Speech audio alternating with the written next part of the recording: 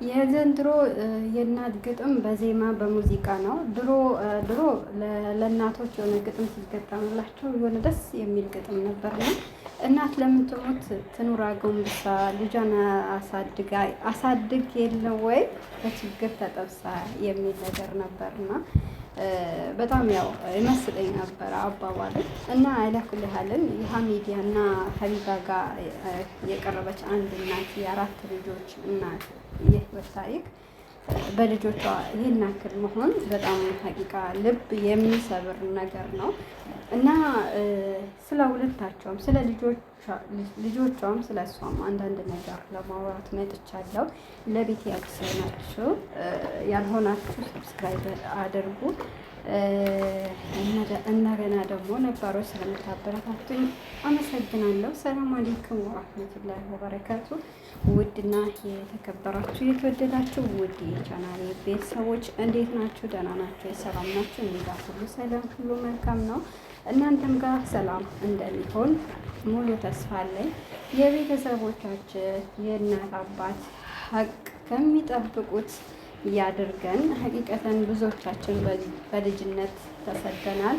የተሰደድንበትም ዋና ምክንያት ቤተሰቦቼን እለውጣለሁ፣ እናት አባቶቼን በተሻለ ቤት አኖራለሁ፣ የተሻለ ቦታ አስቀምጣለሁ፣ እህቶቼ ተምረው ጥሩ ደረጃ ይደርሱልኛል ብሎ ብዙ ሰው በምኞት ነው ስደት የሚወጣውና የተሳካለት ይሳካለታል፣ ያልተሳካለት ደግሞ አይሳካለትም እና ይቺ እናት ሀቂቃ በጣም ነው ያሳዘነችኝ።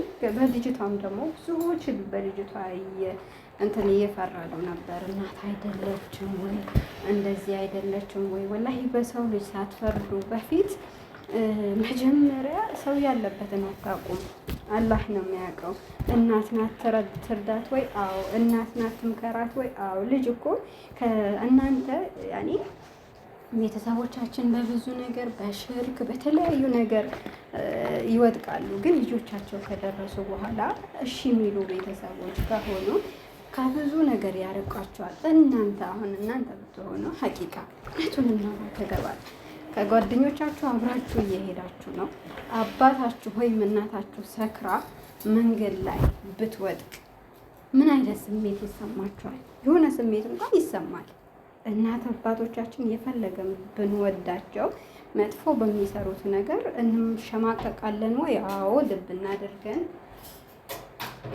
ድብ እናድርገን ነው የምንሸማቀቀው። እናት አባት በልጆቻቸው መጥፎ ነገር ልጅሽ እንደዚህ ያደረገ፣ ልጅሽ እኮ እንደዚህ አድርጋ መጣች፣ ሰክራ መጣች እኮ ልጅሽ ሰክሮ እኮ መንገድ ላይ ወጥቆ ነበር ሲባል እናት ደነግጣለች ወይ? አዎ በሚገባ። እና ቤተሰብ ለቤተሰብ እንደዛ ያኔ እርስ በራሱ በዛኛው ነገር ቤተሰቡ መጥፎ በሚሰራ ነገር ካላፈረ ካልመከረ ምኑ ነው ቤተሰብ የሚባለው? እና ይቺ ልጅ እናቷ ያለችበትን ሁኔታ ጥሩ ሁኔታ የምታደርገው ነገር ጥሩ ነው ወይ? እናንተ ስትፈርዱ የነበረው ይቺ ልጅ ገንዘብ ትልካለች፣ ግን የምትልከው በእህቶቿ አድርጋ ነው። እህቶቿንም ደግሞ ቤተሰብ አባቷንም ብዙ ነገር አድርጋለች።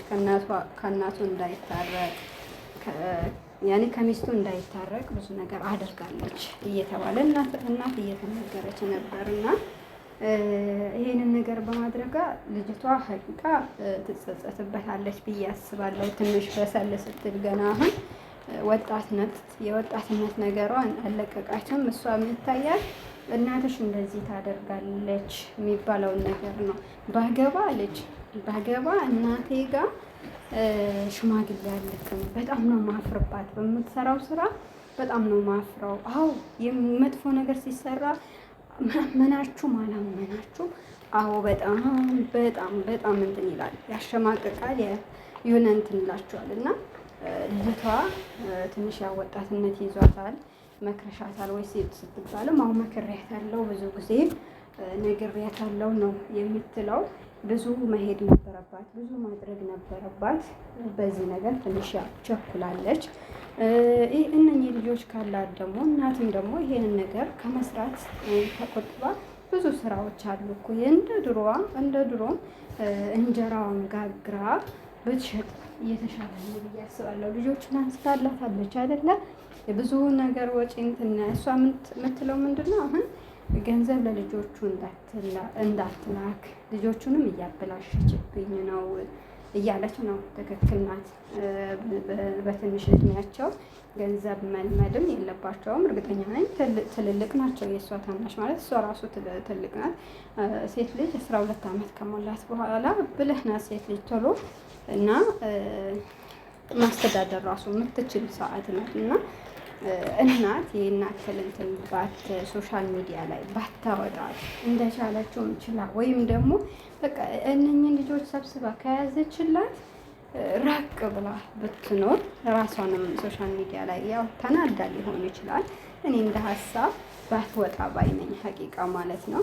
የምትሰራቸውን ስራዎች ደግሞ ለልጅቷ የማይመቻት ነገር ከሆነ ልጆቿ የሚያፍሩበት ስራ ከሆነ ትታ በቃ አንቺ ከረዳሽኝ፣ አንቺ ልጆቹን ወጪ ከቻልሽልኝ፣ የቤት ወጪን ከቻልሽልኝ እኔ አልሰራም ብላ እጇን አጣጥፋ ተቀምጣ ብትሞክራት የዛኔ በቃ ተራኩኝ ልጄ እንደዚህ እየሰራሁኝ ነበር እንዳትስሪ ብላኝ ትቻለሁ። አንዳንድ ቤተሰቦች ሀቂቃ የሆነ በልጃቸው እንዲመሩ ልጆቻቸው እንዲመክሯቸው ሀቅም ቢናገሩ ራሱ ማለት ነው አሉ ደረቅ የሆኑ ቤተሰቦች ማይሰሙ እና ተቀመጡ በቃ እናንተ ደክሟቸዋል እኔ ላስተዳድራችሁ ሲባሉ ራሱ እሺ ማይሉ ሰዎች አሉና በልጅቷ እኔ ብዙም አልፈረድኩባትም። ልጅቷ ሶሻል ሚዲያ ላይ አላወጣቻትም እናቷን። እንደገና ደግሞ የተናገረችው ሶሻል ሚዲያ ላይ መጥታ የተናገረችው ነገር የለም። የቤታቸውን ገመና ነው እናት ያወጣች ያለችው። ለምን ለልጆች ብር ትልካለች? እኔ ጋር ልካ ለምን እኔ አላስተዳደርም ነው። እና በጣም ከባድ ነው። ከመፍረዳችን ይልቅ ቆም ብለን ብናስብ የእኛስ ቤተሰቦች ጥሩ ቤተሰብ የአከሌ ቤተሰብ እኮ ጥሩ ቤተሰብ ነው፣ አህላቅ አለው፣ በመጥፎ ነገር አይታማም፣ በስራ ጎበዝ ነው ምናምን ሲባል እንዴት ደስ ይላችኋል? ግን የአከሌ አባት እኮ መንገድ ላይ አላህ ይጠብቀን። ወላሂ እኔ የምፈራውን ነገር ነው እና ሀቁን ሀቅ በነገራችን ላይ አሁን ላይ ሀቅ ማውራት ትተናል መሰለኝ ሀቂቃ ማለት ነው። እና አባቱ እኮ መንገድ ላይ ሰክሮ ወድቆ ነበር ሲባል ምን ይሰማቸዋል? መጥፎ ነገር የሚሰራ ሰው አዎ በጣም ነው የሚደብረው።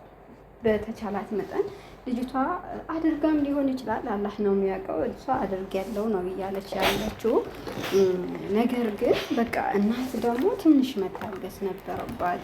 ልጆቿም ልጅነትም ይዟቸው ሊሆን ይችላል እና ሶሻል ሚዲያ ላይ ወጥታ ይሄንን ባትናገር ማንም የሚሰራውን ስራ ማንም አያውቅም ነበር እና እኔ ብቻ ነኝ በሌላ አንግል የተረዳሁት ወይስ እናንተም ነው? ኮሜንታተሮች አብዛኞቻችሁ ምን እያላችሁ ነበር? እናት ኖራል እንደዚህ ባደርግላት፣ እናቴ ኖራ እንደዚህ ባደርግላት፣ አንዴ ብቻ ባየኋት ባወቅኳት ምናምን እያላችሁ ልጅቷን በቃ ወለሽ እንትን አቲ ምናምን ብላችሁ እየረገማችኋት ነበርና በቤተሰብ የሚፈጠር ነገር ነው። አሁን ላይ ግን ሁሉም ነገር ሶሻል ሚዲያ ላይ ሆኗል። አላህ ይጠብቀን ከሰው ነውር። ዛሬ ላይ እንደዚህ ሰው ፌስ መተው ተናግረው ልጅቷ የሶሻል ሚዲያ ሰው ናት። በሶሻል ሚዲያ በቲክቶክ ብዙ ነገሮችን ታስተዋውቃለች። የስራ ሰው ናት። አስቡ ከአሁን በኋላ የሚመጣባት ውርጅኝ። እነሱ እንኳን ቢታረቁ አንድ ላይ ቢሆኑ እናት ልጇን ቆርጣ አትጥልም፣ የፈለገም ነገር ቢሆን ማለት ነው እና የታረቁ ጊዜ እኛ በመሀል ገብተን ልጅቷ ስትመጣ የምንላትን ነገር ወላሂ ታየኝ እና እባካችሁ የቤታችሁን ነገር በተቻላችሁ መጠን ባላችሁ በጎረቤታችሁ ሶሻል ሚዲያ ብቻ ሳይሆን እስቲ ሽማግሌዎችን ምንያቸው። እንደገና ደግሞ ያኔ ብዙ አማራጭ አለን እኮ ሶሻል ሚዲያ ላይ ሳንወጣ የቤታችን ገመና ለሶሻል ሚዲያ ሰው አውጥተን ባንሰጥ ጥሩ ነው ባይነኝና እኔ ሁለቱም ላይ ጥፋት አለ ብዬ ነው ማምነው እንጂ አንድ በኩል ወግኜ የምናገረው ነገር የለም። መጥፎ ነገር በጣም ነው በጣም እጠላለሁ ሀቂቃ ማለት ነው። ቤተሰቦቼ ከሚሰሩት እኔ ብሰራ እኔ ብጠማበት ነው የሚሻለኝና ከመጥፎ ነገር አላህ ይጠብቀን። በቤተሰቦቻችን እናፍራለን ወይ? አዎ፣ መጥፎ ሲሰሩ እናፍራለን ሀቂቃ። ጥሩ ሲሰሩ ደግሞ እንኮራለን እላቸዋለሁ። ከእንደዚህ አይነት ነገር አላህ ይጠብቀን። ለሶሻል ገመናን ደግሞ ሶሻል ሚዲያ ላይ አውጥቶ ከመስጠትም ደግሞ አላህ ይጠብቀን። የሶሻል ሚዲያ ሰው ያው የራሱን ቤት ፎሎ ምናምን እንትን ለማለት ብዙ ነገር ያደርግባቸዋል። አላኩል ያህልን አላህ ይጠብቀን።